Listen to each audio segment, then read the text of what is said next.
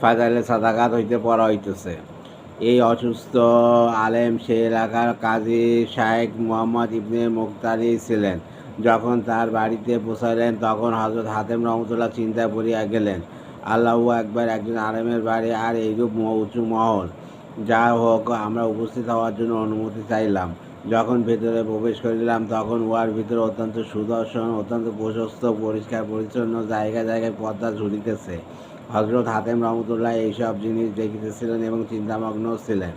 ইতিমধ্যে আমরা কাজী সাহেবের নিকট পৌঁছাইলাম। তিনি একটি অত্যন্ত নরম বিছানায় আরাম করিতেছিলেন। একজন গোলাম শিউরে পাকা করিতেছিল। সেই ব্যবসায়ী লোকটি তো সালাম করিয়া তাহার নিকট বসিয়া গেল এবং তাহার শারীরিক অবস্থা জিজ্ঞাসা করিল। হাতেম রহমতুল্লাহ দাঁড়াইয়া রহিলেন। কাজী সাহেব তাকে বসিবার ইশারা করিলেন। তিনি বসিতে অস্বীকার করিলেন। কাজী সাহেব জিজ্ঞাসা করিলেন, আপনার কিছু বলিবার আছে কি?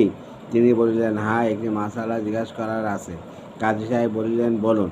তিনি বলিলেন, আপনি বসুন। গোলামগণ কাজী সাহেবকে ধরিয়া উঠাইল, কেননা নিজে উঠা মুশকিল ছিল। তিনি বসিয়া গেলেন।